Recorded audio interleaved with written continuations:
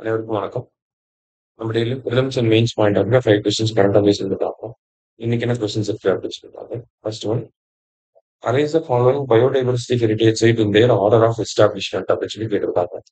இந்த பல்லுயிர் பாரம்பரிய தலங்கள் அதனுடைய உருவாக்கப்பட்ட ஆண்டின் அடிப்படையில வரிசைப்படுத்த சொல்லியிருக்காங்க. ஃபர்ஸ்ட் வந்தது அரிட்டப்பட்டி. அரிட்டப்பட்டி எங்க இருக்கு அப்படின்னா மதுரையில இருக்கு. அடுத்தது காசம்பட்டி 2024 எங்க இருக்கு அப்படின்னா திண்டுக்கல்ல இருக்கு. அடுத்தது மூணாவதா வந்தது ஏலத்தூர் ஏரி 2025 ஈரோட்ல இருக்கு. நாலாவதா கடைசியா வந்ததுதான் நாகமலை ஹில்லாக் 2025 இதுவுமே ஈரோட்ல தான் இருக்கு.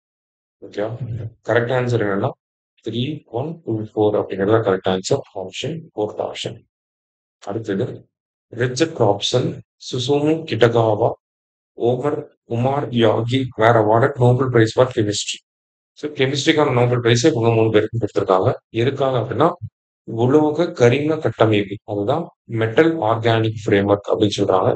ஸோ இந்த மெட்டல் ஆர்கானிக் ஃப்ரேம்வொர்க்கை பத்தி ஸ்டடி பண்ணதுக்காக இவங்களுக்கு இந்த அவார்டை கொடுத்துருக்காங்க. ஸோ போத் கரெக்ட் அப்படிங்கிறது தான் கரெக்ட் ஆன்சர். அடுத்தது Nagamalai hillock is an ecological hotspot and vital habitat for migratory and resident birds, aquatic species and divorce wetland ecosystem. So இந்த நாகமலை மலைப்பகுதி அல்லது குன்று இது வந்து பாத்தீங்கன்னா புலம்பெயர்ந்த பறவைகள், நீர்வாழ் உயிரினங்கள், அதே மாதிரி பாத்தீங்கன்னா ஈரநில சூழல்ல சுற்றுச்சூழல் இருக்கக்கூடிய நிறைய விலங்குகளுக்கு முக்கியமான ஒரு வாழ்விடமா இருக்கு. அதான் ஈரோட்ல இருக்கு. இதுதான் நமக்கு 4வது பயோடைவர்சிட்டி ஹெரிடேஜ் சைட்டா அனௌன்ஸ் பண்ணியிருக்காங்க. சரியா? சோ இங்க இருக்கக்கூடிய முக்கிய இனங்கள் அப்படின்னு சொல்லி பார்த்தோம்னா eagle, harrier and Bonelli eagle. Harrier அப்படின்னா பருந்து அப்படின்னு சொல்லி சொல்லுவோம். சரிங்களா? ஸோ ரெண்டுமே கரெக்ட் ஸ்டேட்மெண்ட் தான். போத் கரெக்ட் அப்படிங்கிறது கரெக்ட் ஆன்சர்.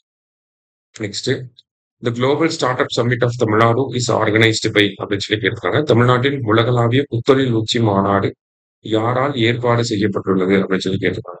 ஸோ இந்த குளோபல் ஸ்டார்ட் அப் சமிட்டை நடத்துறது யாரு அப்படின்னு சொல்லி பார்த்தீங்கன்னா ஸ்டார்ட் அப் டிஎன் தான் நடத்துறாங்க. சரியா? ஸ்டார்ட் அப் டிஎன் அப்படிங்கிற இந்த அமைப்பு தான் குளோபல் ஸ்டார்ட் அப் சமிட் நடத்த போறாங்க. இது எங்க நடக்க போகுது அப்படின்னா கோயம்புத்தூர்ல நடக்கும். சரியா? அக்டோபர் 9, 10 கோயம்புத்தூர்ல நடக்கும்.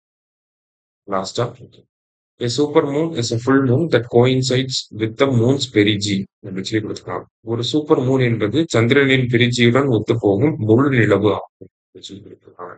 ஃபர்ஸ்ட் ஸ்டேட்மெண்ட் கரெக்ட் தான். பெரிஜினா மூன் வந்து எர்த்து கிட்ட இருக்கிறது பெரிஜி அப்படின்னு சொல்லுவாங்க. அதான் செகண்ட் ஸ்டேட்மெண்ட்ல கொடுத்துருக்காங்க.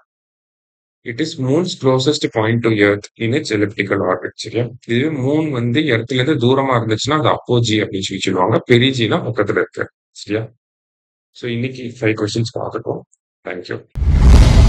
சுரேஷ் IAS அகாடமி, வெற்றியின் முகவரி.